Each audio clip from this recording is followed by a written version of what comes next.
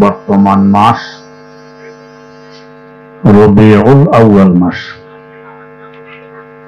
মাসটিও শেষের পথে। রবি মানে বসন্ত, রবিউল আউয়াল মানে প্রথম বসন্ত। দুই মাস করে ঋতু হয়। রবিউল আউয়াল বসন্তের প্রথম মাস, রবিউল সানি বসন্তের দ্বিতীয় মাস। বিশ্বের কোন দেশে ঋতু থাকে দুইটি, কোন দেশে চারটি, আমাদের দেশে 6টি। চাই ঋতু দুইটি হোক, চাই 4টি হোক, চাই 6টি হোক, রবি তথা বসন্তকাল সকল দেশেই আছে। বসন্তকালের আগে শীতকাল, এরপর হেমন্তকাল। এই দুই কাল মানুষের চেহারা, মানুষের রং নষ্ট হয়ে যায়।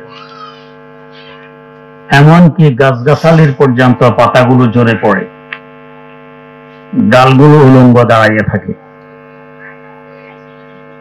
বসন্তকালে যখন দক্ষিণ দিক থেকে বাতাস বওয়া আরম্ভ করে, মানুষের চেহারা ফুটে ওঠে, গাছগাছালিতে নতুন পাতা গজায়। বছরের সবচেয়ে শান্তিময় কাল হলো বসন্তকাল। এই বসন্তকাল তো জীব জানোয়ার গাছগাছালির দেহের জন্য উপকারী, কিন্তু শুধু দেহ ঠিক থাকলে হবে না, দেহের পাশাপাশি আত্মাকেও ঠিক রাখা লাগবে। বরং দেহের তুলনায় আত্মাকে ঠিক রাখা আরো অনেক বেশি আবশ্যকীয়। দেহের তুলনায় আত্মার মূল্য কোটি কোটি গুণ বেশি। যেভাবে দেহের জন্য শীতকাল, হেমন্তকাল, বসন্তকাল আসে, আত্মার জন্য বসন্তকাল আসে, হেমন্তকাল আসে। হযরত রাসূল আকরাম সাল্লাল্লাহু আলাইহি ওয়াসাল্লামের আবির্ভাব পূর্বে গোটা বিশ্বে আত্মার উপর বয়ে চলছিল হেমন্তকাল। সর্বত্র মারামারি, হানাহানি, কাটাকাটি, রাহাজানি, জিনা, ব্যভিচার, এগুলো ছিল সাধারণ ব্যাপার। এক ব্যক্তির বাড়ির পাশে একটি ঝোপ, সেখানে মৌচাক, মৌমাছি বাসা বেঁধেছে। আরেক ব্যক্তির ওঁট এসে ওই ঝোপের পাতা ধরে টান দিয়েছে, সে পাতা খাবে। এই ঝোপের কারণে মৌমাছিগুলো মৌচাক ছেড়ে চলে যায়। ঝোপের পাশে যার বাড়ি, সে এসে ওঁটের উপর আক্রমণ করে। ওঁটওয়ালা এসে ঝোপওয়ালার উপর আক্রমণ করে। এই তো শুরু হয়ে গেল দুই গোত্রের মধ্যে যুদ্ধ। এই যুদ্ধ চলতে থাকে দীর্ঘ 200 বছর যাবত। ইতিহাসে যাকে জঙ্গে বোয়াব বলা হয়। এটা আত্মার উপরে হেমন্তকালের প্রভাব। চিন্তা করুন, একটি বাচ্চাওয়ালা মুরগি, তার কিনারা দিয়ে আপনি হেঁটে যাওয়ার সময় মুরগি আপনার উপরে আক্রমণ করে। কেন করে? তার ভয় আপনি তার বাচ্চার কোনো ক্ষতি করেন কিনা। বাচ্চার মায়ায়, বাচ্চার মহব্বতে পড়ে আপনার উপরে আক্রমণ করে। মুরগি কি এ কথা বোঝে না? যার উপর আমি আক্রমণ করছে, সে যদি একটি লাঠি মারে, আমার অস্তিত্ব খুঁজে পাওয়া যাবে না। যখন বাচ্চা ছিল না, তখন আপনাকে দেখলে মুরগিটি ভাগত, আর সেই মুরগি এখন আপনার উপর আক্রমণ করে বাচ্চার মায়ায়। কিন্তু তখনকার সময়ের মানুষগুলোর অবস্থা কি ছিল? অরুষ জাত নেই। জন্ম নেওয়ার সাথে সাথে কেউ গলা টিপে শ্বাসরুদ্ধ করে হত্যা করে ফেলত। কেউ পাথর মেরে তার মাথা গুঁড়িয়ে দিত, কেউ পাহাড় উপর থেকে ফেলে দিয়ে বাচ্চাকে মেরে ফেলত, কেউ তলোয়ার দিয়ে জবাই করে দিত, আবার কেউ মাঠে চাপা দিয়ে হত্যা করত। যাদের একটু দয়া মায়া ছিল এরা আমরা যেভাবে মানুষ দাফন করি এভাবে জিন্দা দাফন করে চলে আসত। একটি মুরগির যে পরিমাণ ভালোবাসা তার বাচ্চার জন্য মানুষের এই পরিমাণ ভালোবাসা ছিল না। এটা আত্মার উপরের হেমন্তকালের প্রভাব। মায়া মহব্বত কি, আদর স্নেহ কি, আন্তরিকতা কি, ভালোবাসা কি, এটা মানুষ ভুলে গিয়েছে। এই সময় রাসূল আকরাম সাল্লাল্লাহু আলাইহি ওয়াসাল্লামের আবির্ভাব ঘটে রবিউল আউয়ালে, প্রথম বসন্তকালে। 2 মাস বসন্তকালের প্রথম মাস এসে এখন আত্মার উপরে বসন্তকালের দক্ষিণে হাওয়া বহাই দিলেন। মানুষের চেহারাধারে কিছু জীব ছিল, এদেরকে বাস্তবে মানুষে পরিণত করে দিলেন। কেউ আবার বলবেন মানুষের চেহারাধারী জীব, এরা তো এমনি মানুষ, আবার মানুষ বানাবে কি? শুধু চেহারা দেখে, সুরত দেখে আপনার সিদ্ধান্তে পৌঁছতে পারবেন না কে মানুষ আর কে মানুষ নয়। অনেকগুলো জীব আছে চেহারা মানুষের, বাস্তবে মানুষ নয়। আমাদের সেই চক্ষু নেই, এটা আমরা দেখতে পাই না। যাদের চক্ষু আছে তারা দেখে। এক বুজুর্গ মসজিদে ঢুকার সময় চেহারার সামনে রুমাল ঝুলাই দিয়ে মসজিদে ঢুকতেন। খাদেম জিজ্ঞেস করলো, হুজুর এভাবে কেন মসজিদে ঢোকেন? হুজুর বললেন, যদি জানতে চাও আগামী জুমায় আমি মসজিদে যাওয়ার আগে তুমি আমার কাছে আসবে। আগামী জুমা খাদেম হুজুরের কাছে আসলো। হুজুর আপনার মাথার রুমাল খাদেমের মাথায় দিয়ে বললেন, যাও মসজিদে।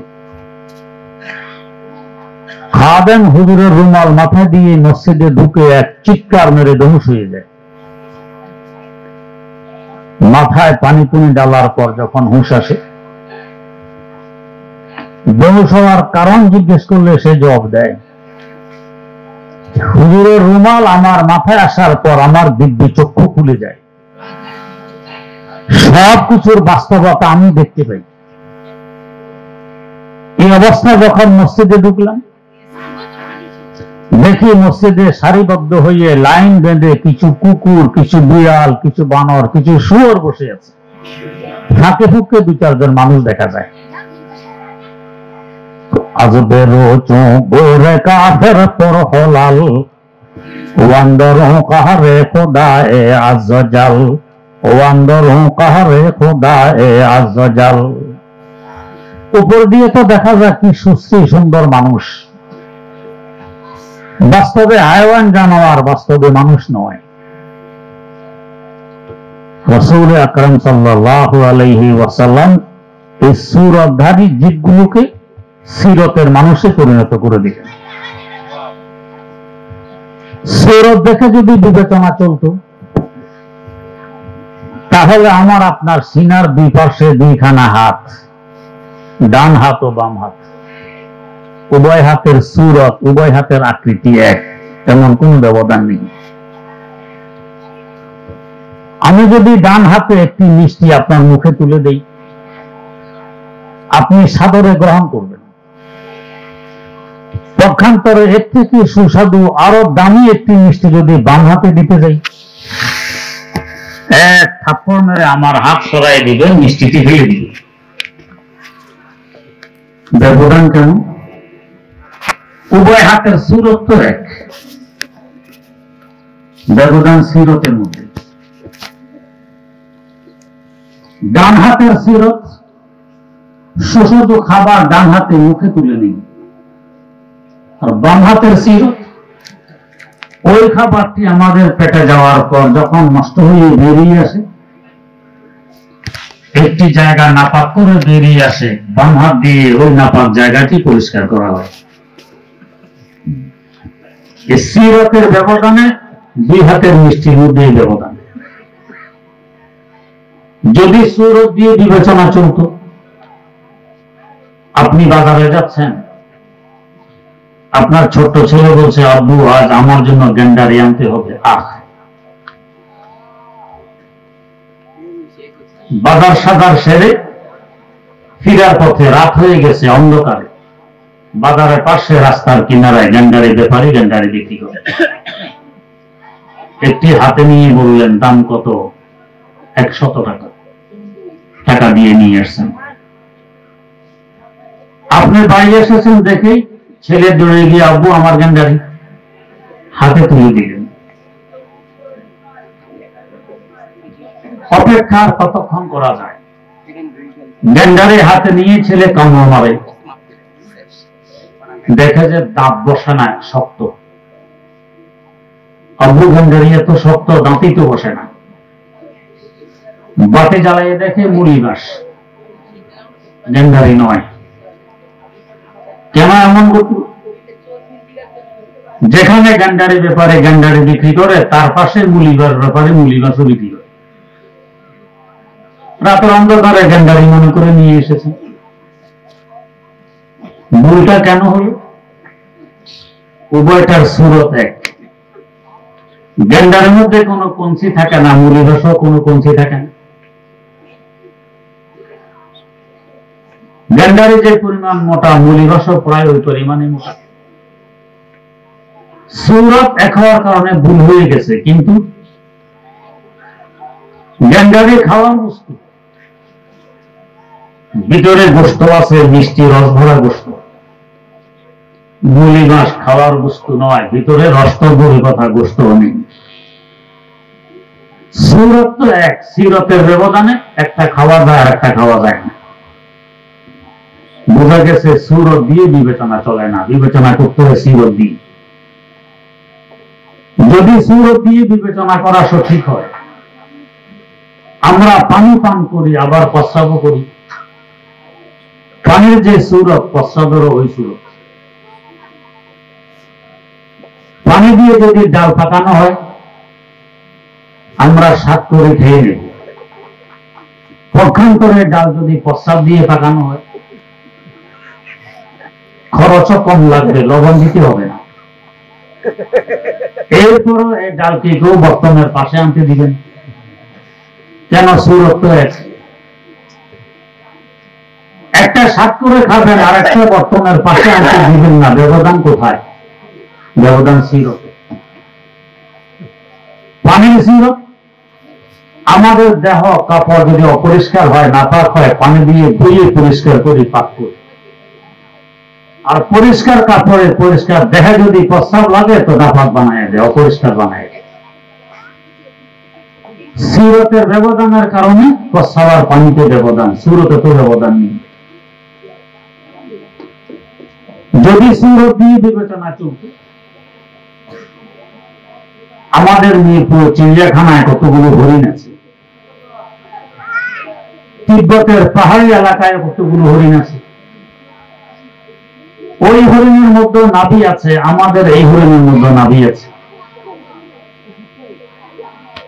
তিব্বতের পাহাড়ি এলাকার হরিণের নাভি বিক্রি হয় 1 লক্ষ টাকা মূল্যে, একটি নাভি। আর আমাদের মিরপুর ঢাকা চিড়িয়াখানার হরিণের নাভি 5 টাকা দিয়ে বিক্রি হয় না। উভয় নাভির সুরত এক, এটাও হরিণের নাভি, ওইটাও হরিণের নাভি, মূল্যের মধ্যে এত ব্যবধান কেন? তিব্বতের হরিণের নাভির মধ্যে গ্রাম, ওটা পুষ্ট। আর আমাদের ঢাকার হরিণের নাভিতে দুর্গন্ধ, এখানে প্রস্রাবের গন্ধ আসে। সুরত এক, সিরতের ব্যবধানে 1 লক্ষ টাকা মূল্যে বিক্রি হয়, আর একটা 5 টাকা দিয়ে ওকে ভরিত। বুঝে গেছে সুরত দিয়ে বিবেচনা চলে না। যদি সুরত দিয়ে বিবেচনা চলত, বাগানে যখন ফুল ফোটে দেখবেন কিছু পোকা গুনগুন গুনগুন করছে ফুলের মধ্যে, মধু পোকা, বল্লা ও বেম্বু। একই ফুল থেকে মধু পোকা রস আহরণ করলো, গলাভি মৃগ করল। মধু পোকার পেটে যাওয়ার পর এটা হয়ে গেছে মধু। 1 কেজি 700, 800, 1000 টাকা। সেবন করলে হারানো স্বাস্থ্য ফিরে পাওয়া যায়।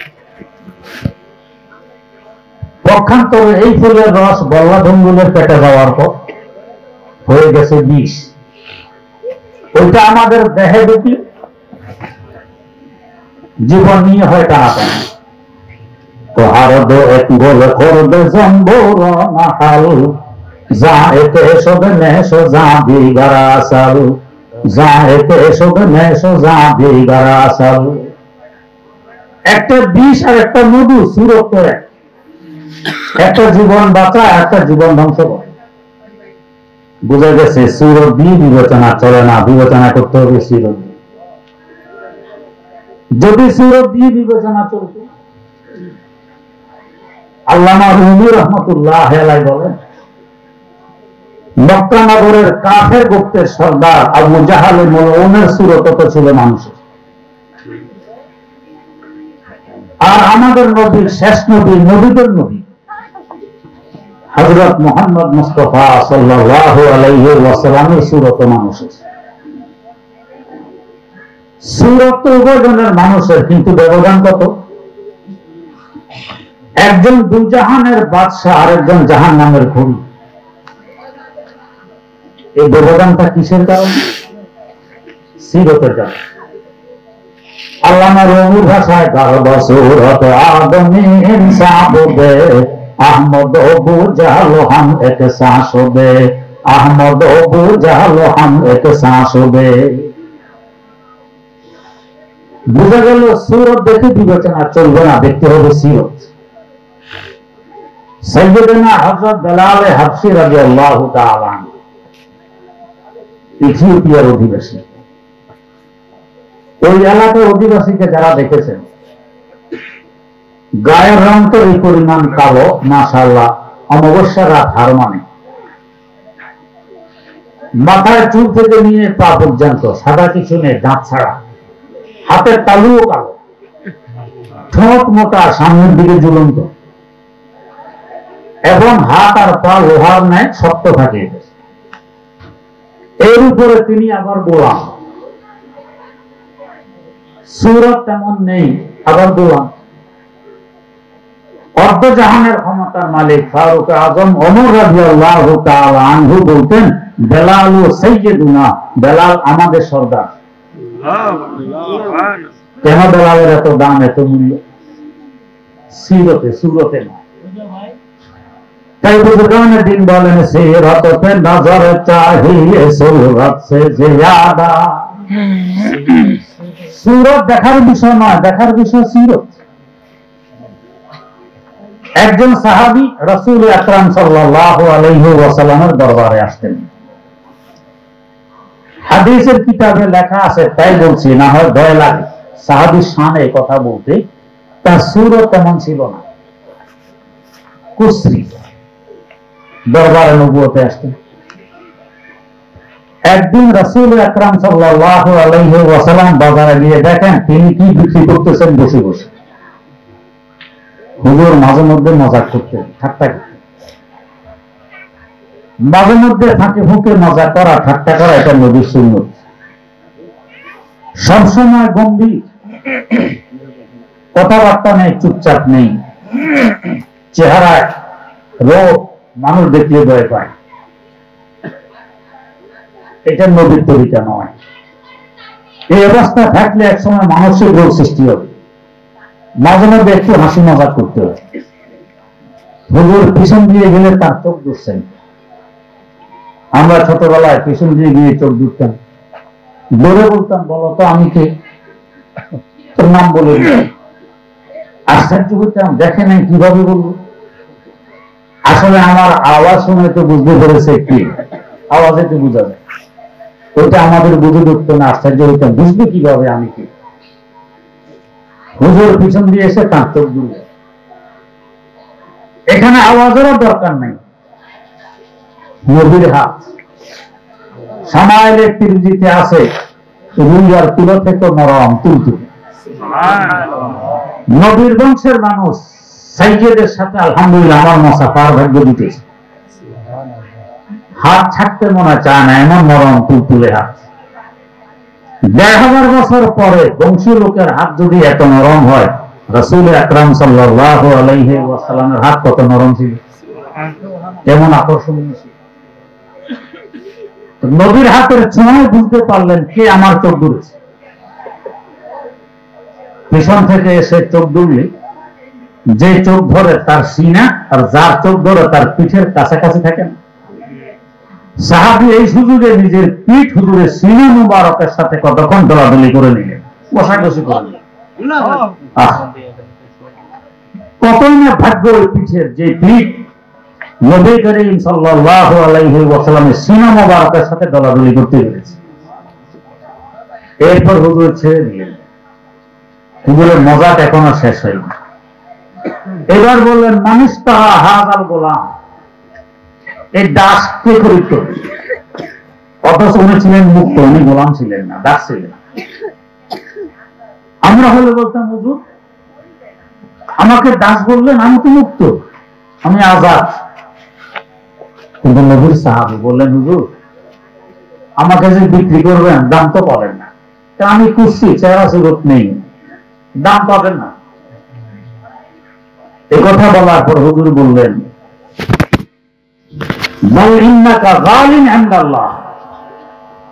তুমি আমার আল্লাহর কাছে অনেক দামি। সাহাবী সার্টিফিকেট পেয়ে গেল। নবীর জবান মোবারকে তুমি আমার আল্লাহর কাছে অনেক দামি। চেহারা তো ছিল না, দামি কেন? সিরতের বরকত। সিরতে নজর চাহতি যে সুরত সে জিয়াদা। অতএব সুরত দেখার বিষয় না, দেখার বিষয় সিরত। রাসূল আকরাম সাল্লাল্লাহু আলাইহি ওয়াসাল্লাম সুরতের মানুষগুলোকে সিরতের মানুষে পরিণত করে দিয়েছেন।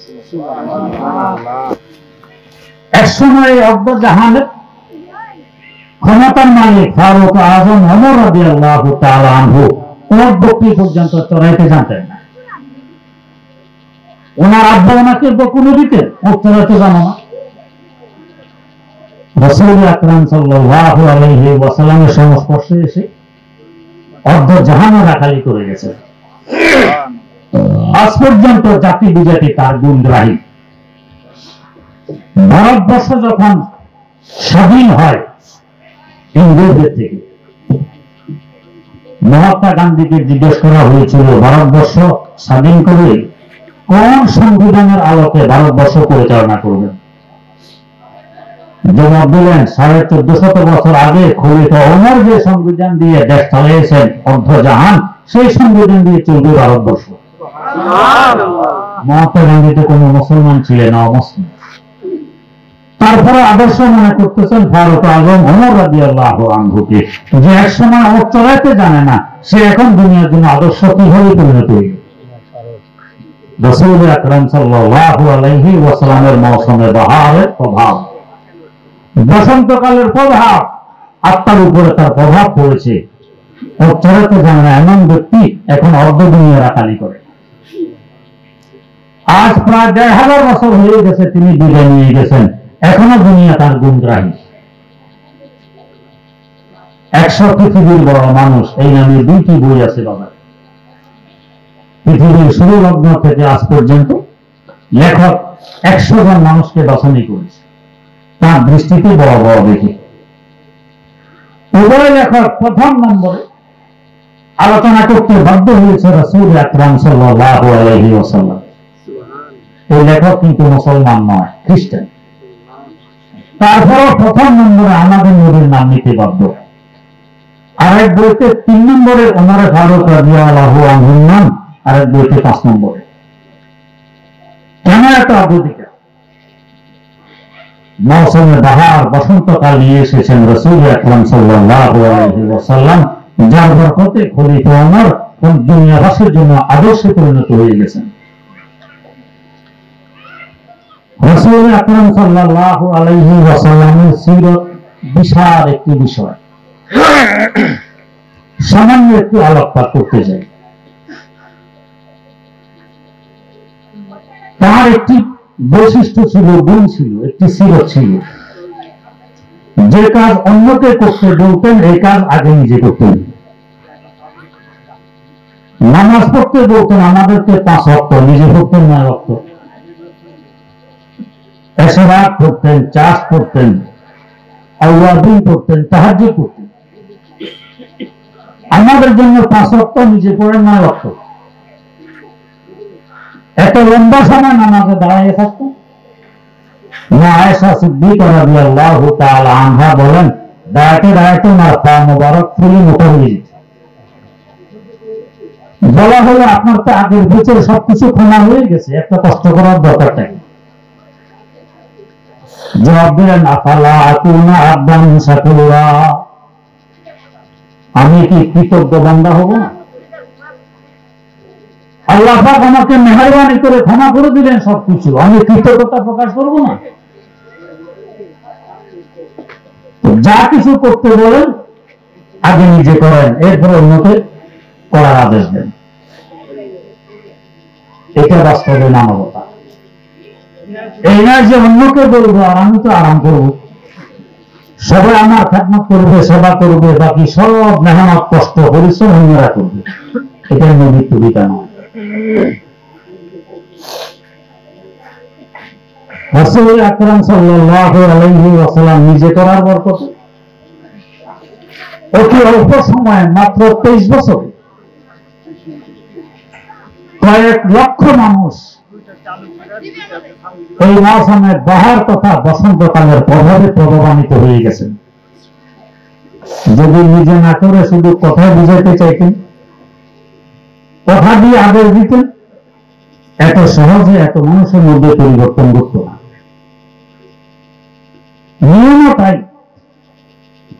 কথার তুলনায় কাজে বুঝাও, মানুষ সহজে বুঝবে। কাজে বুঝাইলাম না শুধু কথা, এটা সহজে বুঝবে না। একটি কিতাব আমরা পড়েছি মাদ্রাসায়, আরবি সাহিত্যের কিতাব কালিউবি। এই কিতাবে একটি ঘটনা উল্লেখ আছে, খলিফাতুল মুসলিমিন হারুন রশিদের ঘটনা। আব্বাসী খোলাফাদের মধ্যে সবচেয়ে প্রতাপশালী খলিফা হারুন রশিদ। ঘটনাক্রমে তিনি একজন কালো কুশ্রী বান্দিকে ভালোবাসেন। তার এই ভালোবাসার সংবাদ মন্ত্রী মিনিস্টারদের কানেও পৌঁছে। এরা বলা বলি করে এই বিশাল রাজ্য হারুন রশিদের রাষ্ট্রের আয়তন ছিল 53 লক্ষ বর্গ মাইল। এই বিশাল রাজ্যে সুন্দরী যুবতী দেখেনি এই কালো কুশ্রী, এই দাসী পেয়েছে ভালোবাসার জন্য। তাদের বলা বলির আওয়াজ বাদশার কানেও পৌঁছে। বাদশাহ ভাবলেন, কেন আমি এই কালো বান্দিকে ভালোবাসি, এদিকে বুঝিয়ে দিতে হবে। তবে এই বোঝানো কথা না, বোঝানো হবে কাজে। কাজে বোঝানোর লক্ষ্যে তিনি একদিন মন্ত্রী মিনিস্টারদেরকে দাওয়াত করলেন। সবাই এসেছে, কালো কুশ্রী ওই দাসীও তার পাশে আছে। বাদশাহ বললেন, ট্রেজারির গেট খুলে স্বর্ণ মুদ্রা, রৌপ্য মুদ্রা, হীরা, মণি, মুক্তা, জওহার বের করে এগুলো মাঠের মধ্যে ছিটাইয়ে দাও। মন্ত্রী মিনিস্টার বলে, ইন্নালিল্লাহ, বাদশাহ তো দেখা যায় জমার ঠিকানায় নেই। এগুলো কি ছিটানোর বস্তু? এগুলো তো আলমিরার ভিতরে তালা বন্ধ করে রাখার বস্তু। যাই হোক, বাদশার হুকুম, ছিটানো হোক। এবার বাদশাহ বললেন, এই মুহূর্তে যার হাত যেই বস্তুর উপর পড়বে সে ওই বস্তুর মালিক হয়ে যাবে। একথা বলা মাত্র কি প্রধানমন্ত্রী, কি অর্থমন্ত্রী, কি শিক্ষামন্ত্রী, কি স্বরাষ্ট্রমন্ত্রী, কি পররাষ্ট্রমন্ত্রী, কে কার আগে ঝাঁপিয়ে পড়বে মাঠে। মুহূর্তের মধ্যে ময়দান পরিষ্কার। মন্ত্রী মিনিস্টারদের বস্তা বোঝাই, কালো কুস্তি বাঁধি বাদশার পাশে দাঁড়াইয়ে বাদশার কাঁধের উপর একখানা হাত রেখে মন্ত্রী মিনিস্টারদের তামাশা দেখতেছে। মন্ত্রী মিনিস্টাররা মনে মুক্তার কুয়ায় আর কানাঘুষা করে যে এতদিন বুঝেছিলাম এর রূপ নেই, রং নেই, ডক নেই। আজকে তো দেখতেছি বুঝবুদ্ধিও নেই। এমন সুবর্ণ সুযোগ কি আর কখনো হাতে আসবে? মনোমুক্তা করলে মুহূর্তের মধ্যে কোটিপতি হতে পারে। ও দাঁড়িয়ে দাঁড়িয়ে তামাশা দেখতেছে, আর এর জন্য বাদশা পাগল। মনোমুক্তা কুড়ানো শেষ হলে বাদশা বললেন, সকলেই পুনরায় নিজ নিজ আসন গ্রহণ করুন। সবাই নিজ আসন গ্রহণ করল। এবার সকলের সামনে বাদশা ওই কালো কুৎসি বাঁধিকে লক্ষ্য করে জিজ্ঞেস করলেন, ও বাঁধি, এমন সুযোগ কি আর কখনো হাতে আসবে? না আসার সম্ভাবনা একটু বেশি। তাহলে সুযোগ কেন হারিয়ে ফেললি? মনোমুক্তা কেন কুড়াইলি না? বাঁধি জবাব দেয়, বাদশা একটু আগে যে আপনি বলেছিলেন এই মুহূর্তে যার হাত যে বস্তুর উপর পড়বে সে ওই বস্তুর মালিক হয়ে যাবে, এই কথার উপর আপনি এখনো অটল আছেন? আগের যুগে রাজা বাদশারা যা বলতো এর উপর অটল থাকতো। আমি যখন ক্লাস 4-এ পড়ি একটি কবিতা পড়েছিলাম, হবুচন্দ্র রাজার কবিতা। হবুচন্দ্র রাজা বলে গবুচন্দ্রে ডেকে, আইন জারি করে দিল রাজ্যতে আজ থেকে, কান থেকে পারবে না কো যতই মরুক শোকে, হাসবে আমার যাতে প্রজা, হাসবে তত লোকে। মন্ত্রীকে ডেকে আইন শুনিয়ে দিল, আমার রাজ্যে কাঁদা নিষেধ, হাসতে হবে সবাই, যে কাঁদবে তাকে শুলিতে চড়তে হবে। মন্ত্রী আইন শুনিয়ে দিল, এখন কেউ আর কাঁদে না।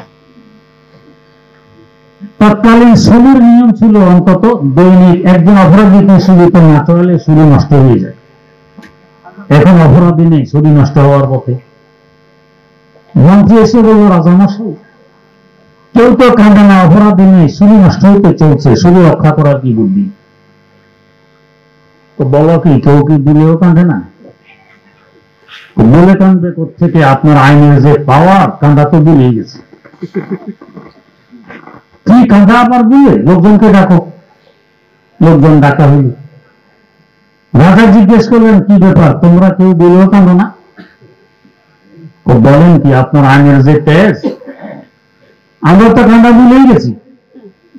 এখন তো আমাদের অবস্থা হলো যে পাঠশালাতে ছাত্র দল ব্যত্র খেয়ে হাসে, রোগ বিছানায় শুয়ে রোগী হাসছে অনায়াসে।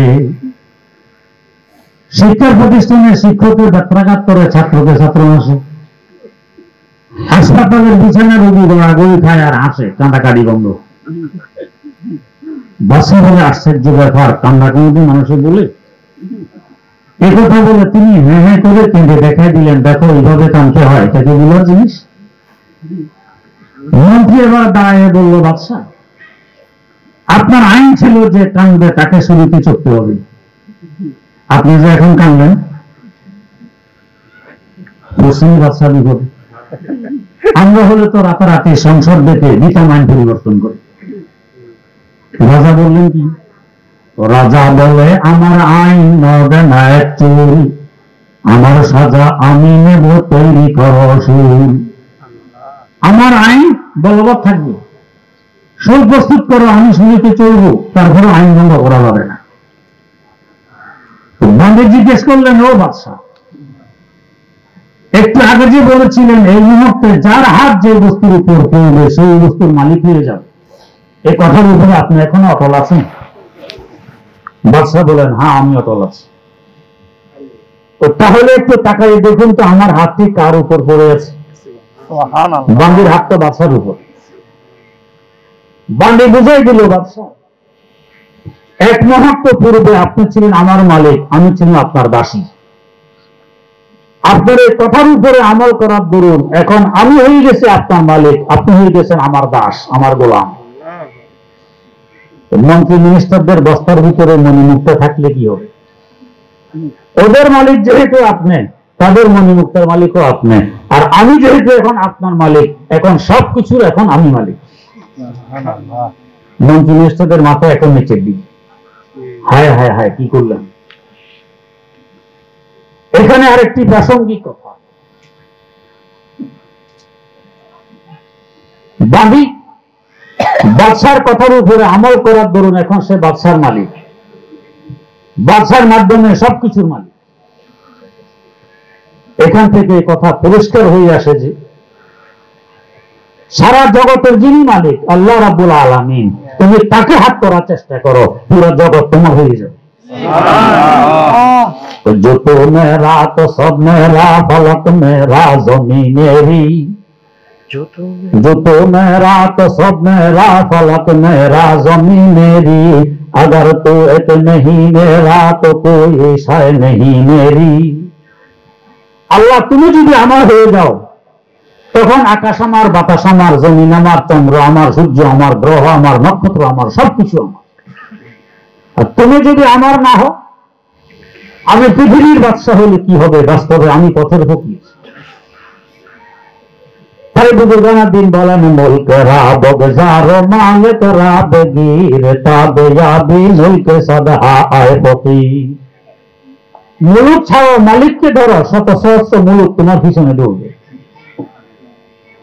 আমরা মালিক ছেড়ে মুলুকের পিছনে দৌড়ছি, মালিকও নাই মুলুকও নেই, দুটোর থেকে বঞ্চিত। যাই হোক, তো বলার উদ্দেশ্য ছিল কাজে দেখাইতে হবে, কথায় নয়। বাদশাহ কাজে দেখাই বুঝাই দিলেন, এই বাঁধিকে আমি কেন ভালোবাসি, সুরতের কারণে নয়, সিরতের কারণে। সিরত সে নজর চাহিয়ে সুরত সে জিয়াদা। সিরত দেখো, সুরত নয়। আর যদি দামি হতে চাও তো সিরত বানাও, সুরত নয়। আমরা সিরতের পিছনে দৌড়ছি, সিরতের খবর নেই, তা আমাদের দামও নেই।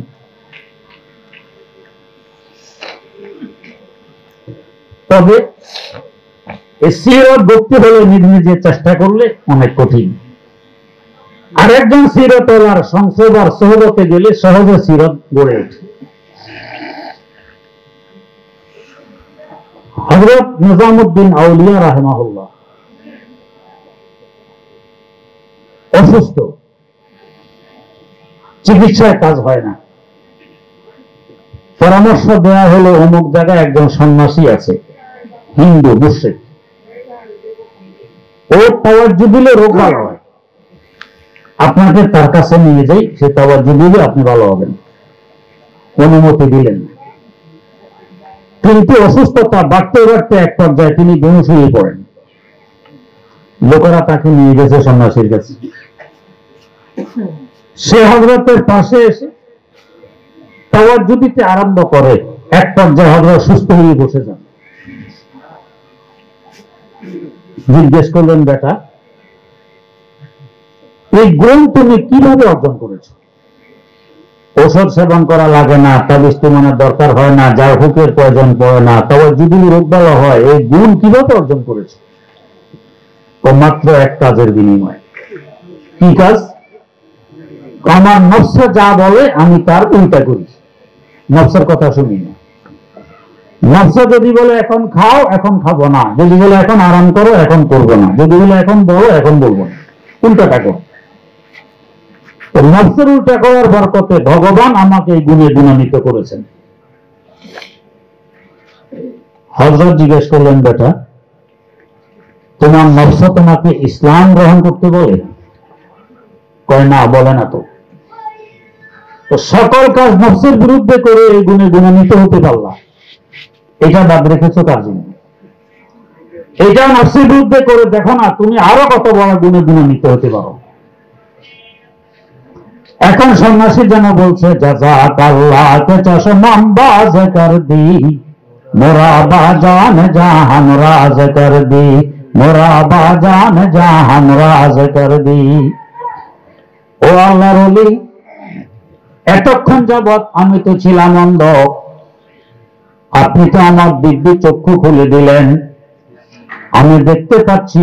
এতদিন যাবৎ ছিলাম জাহান্নামের কিনারায়, সেখান থেকে এক টানে জান্নাতের কিনারায় নিয়ে এসেছেন।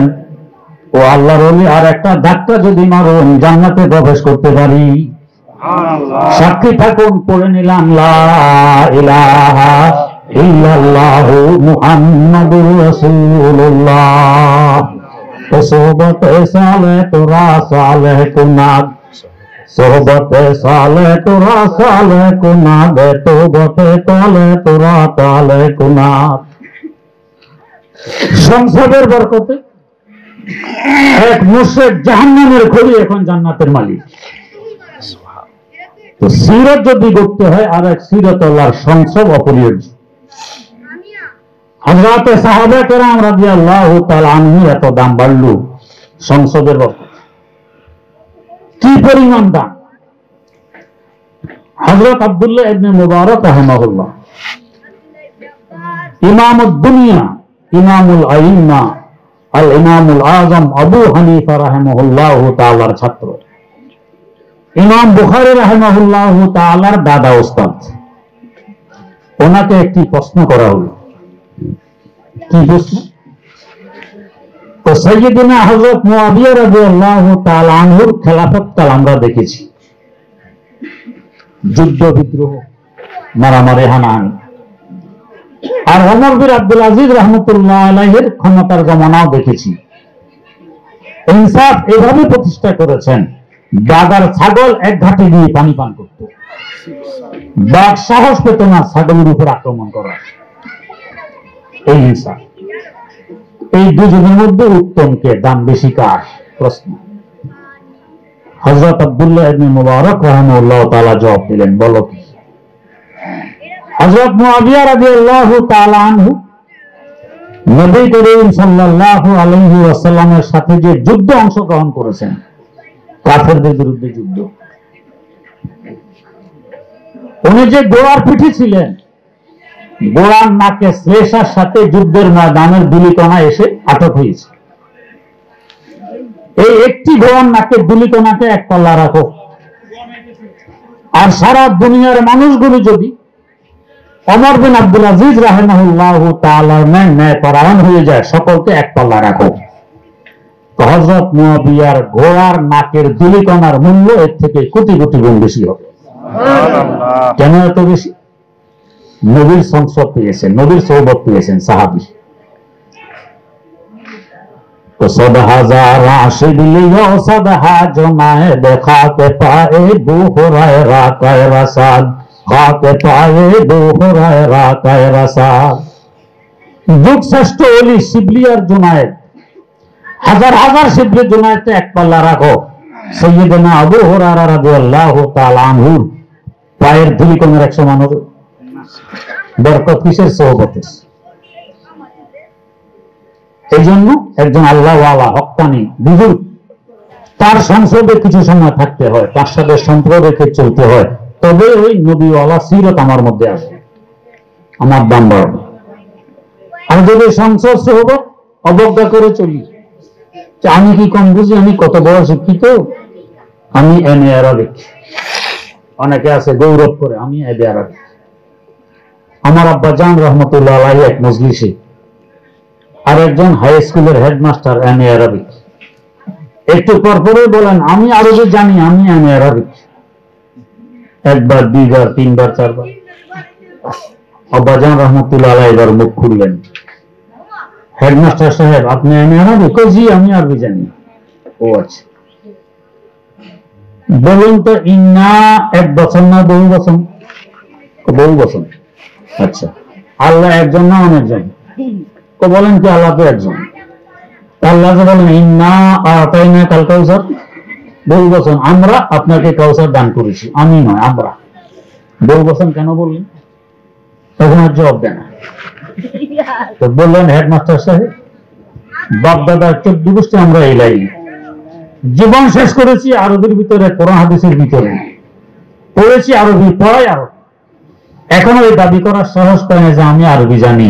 আপনি একবার, দুইবার, তিনবার সাহেব আপনি আরবি জানেন, জবাব দেন।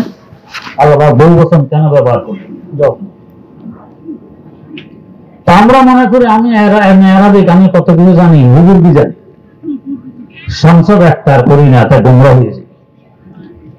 সিরত আমার মধ্যে আনতে পারি না। একজন বিজ্ঞ আলেম বা আল্লাহওয়ালা বুজুর্গের সংসদে গেলেই নবীওয়ালা সিরত আমার মধ্যে আসে, আমি দামি হয়ে যাই। আল্লাহ রাব্বুল আলামিন আমাদেরকে তৌফিক দান করুন। সুবহানাল্লাহি ওয়া বিহামদিহি সুবহানাকাল্লাহুম্মা ওয়া বিহামদিক আশহাদু আল্লা ইলাহা ইল্লা আনতা আস্তাগফিরুকা ওয়া আতুবু ইলাইক।